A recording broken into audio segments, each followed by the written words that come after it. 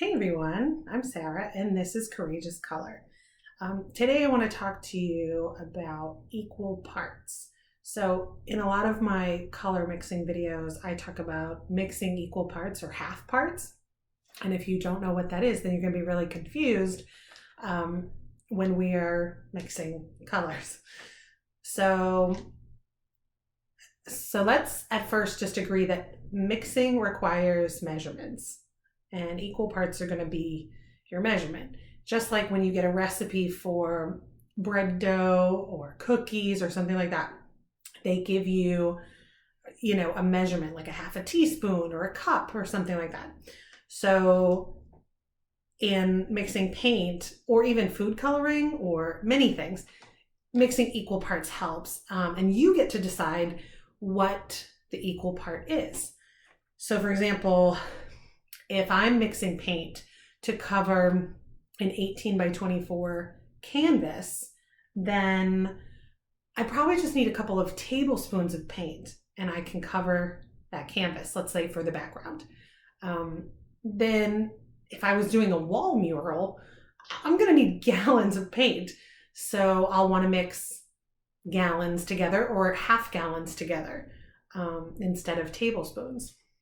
So there's a couple of reasons why we use equal parts, and I'll break that down for you. One is to be prepared, and then two is to be consistent, and the third thing is to be accurate.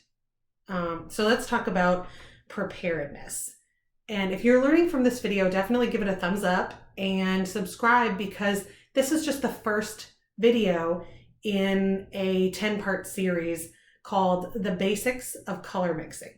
So go ahead and do that if you haven't already. And let's talk about being prepared. Preparedness is going to be a very key tool, really in anything in your life. But in mixing colors, you don't want to have to do it over and over or make mistakes. So think about this.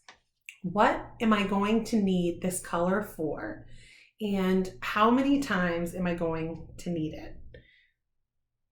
For an artist like myself, if we are developing a palette of colors and you want your very own mixture of yellow and dark blue that's signature for your paintings that you're going to sell, then you want to make a small amount to cover a canvas, but you're going to need it many times. You might even want to make a whole squeeze bottle full because you know you're going to use it again and again. If you're a student who is coming up with a cool orange color for a science project where you're going to paint a planet, then you probably just only need that once. So you can just come up with it and then, you don't need to make it again. But ask yourself when you're thinking of making colors and when you're looking up color mixing videos, what do I need this color for? And how many times am I going to use it? Okay. So then what you want to do, you want to be prepared, asking yourself those questions, but then you also want to be consistent. So let's say you have to make the color over and over again. If you make a really awesome color and you go ahead and paint half your canvas and it's looking great, you're doing great, but then you run out of the paint. If you haven't used equal parts, you are basically going to have to start over because the top half will be this great color and the bottom half will be similar but not the same. So if you can't match that color, then you'll have to start over, which is frustrating. Trust me, I've been there. And so this is why I want to teach you this awesome technique of using equal parts.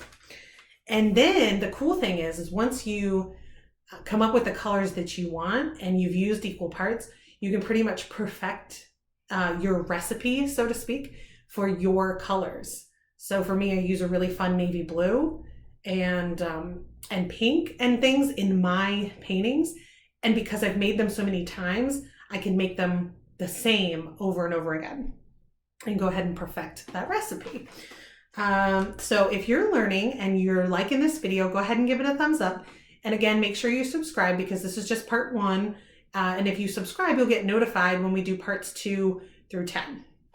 So the third thing is to be accurate.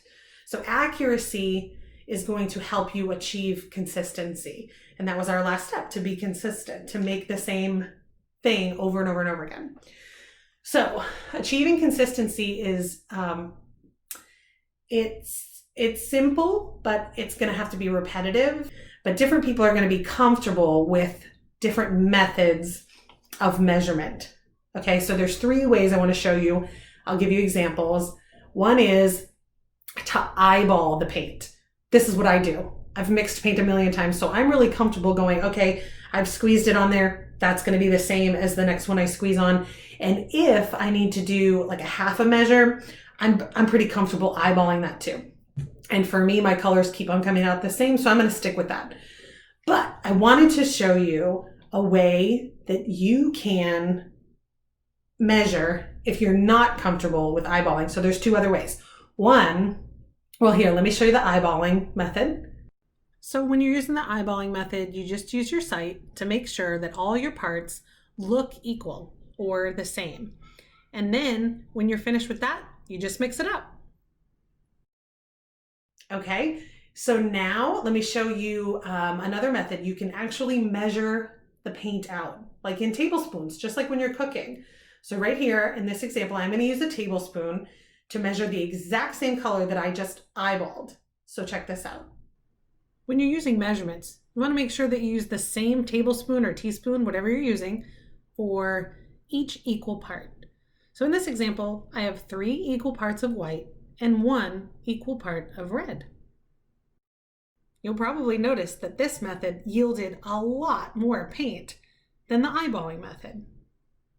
All right, so now the third method is to be very precise and weigh your paint, right to the gram or the ounce or whatever you're weighing. So let me show you right now.